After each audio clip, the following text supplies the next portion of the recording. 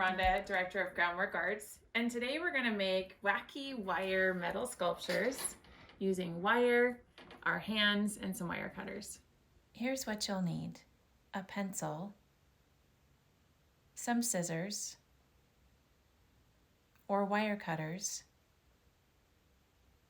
thin 24 gauge wire, and thick 18 gauge wire. There are so many possibilities with these wacky wire sculptures. You can make something realistic like this textured tree, or shapes that are two-dimensional, three-dimensional forms, these metal abstractions that are wrapped, or maybe even this, I think it's a portrait, or maybe a wiggly octopus. Today we're going to be using wire, and there's different gauges of wire. So this is a 24 gauge wire, and it's really, really thin. And then we have an 18 gauge wire, which is a little bit thicker. And then a 16 gauge wire, which is actually black and a little bit harder to bend, but a slightly different material. And so we're going to take this line and start bending it into shapes, and then we're going to turn shapes into forms and forms into sculpture. And the first bend you can do is a soft bend, round bend, something like this. And the next bend that you can do is a sharp bend, and you can just use your fingernail to dent the metal and do it again. You can do it as many times as you want. And these two bends are going to allow you to make many, many, many shapes. So for example, this sharp bend, you can keep doing that and make a zigzag.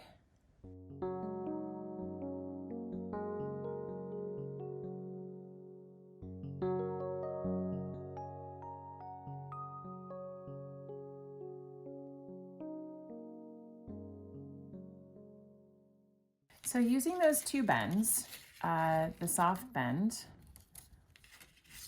and a sharp bend, you can start making an abstract sculpture.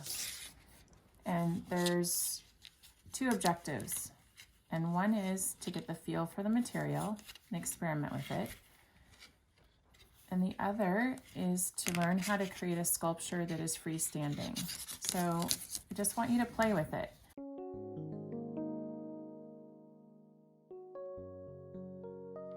So we took a line and we made a shape. We made many shapes. I made a heart. I made a teardrop, part of a square. And we created shapes. Those are all shapes. And then we created this form. So the form is three-dimensional. It can be seen from many sides. So the other thing that you could do is add on. So you can use the same gauge wire, maybe a smaller piece. Something that's fun to do is a spiral. So you can take the wire and twist it around a pencil. You don't need a fancy tool, just a little bit of strength on your fingers. And you want to leave a little bit of a tail.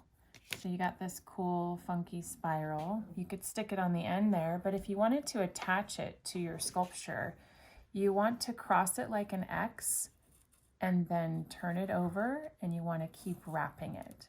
So this is a spiral wrap, and this is how you can attach two pieces of metal together without welding it.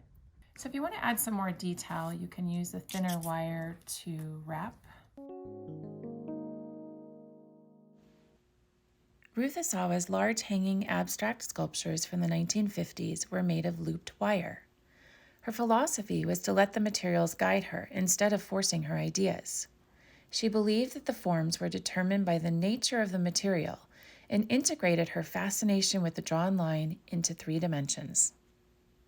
So we did a three-dimensional sculpture. I wanted to do sort of a two-dimensional. So two-dimensional is flat in space.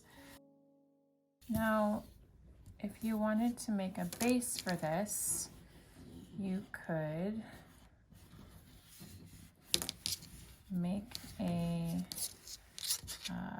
spiral, so you can like wrap it around your finger and make a round bend.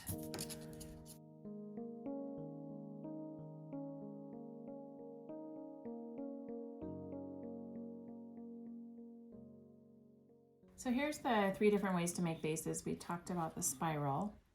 You can also do the 3-point triangle, and you can do kind of a square. This is kind of like doing a blind contour drawing, but with wire.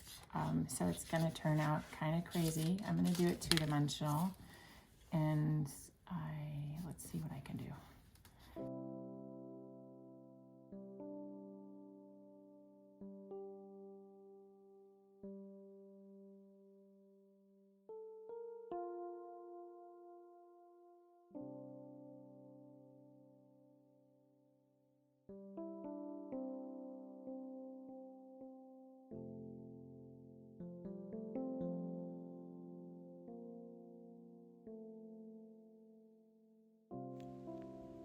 Alexander Calder is best known for his mobile sculptures, but in the 1920s he began creating 3-dimensional wire drawings of animals for his miniature circus. He could frequently be seen carrying wire and pliers and often said he thought best in wire. His 3D portraits look like blind contour drawings in space. There are so many possibilities with wire. You can make a 3-dimensional portrait, a 2-dimensional tree, an animal, something abstract and bouncy. So grab your wire, warm up your hands, and go draw in the air.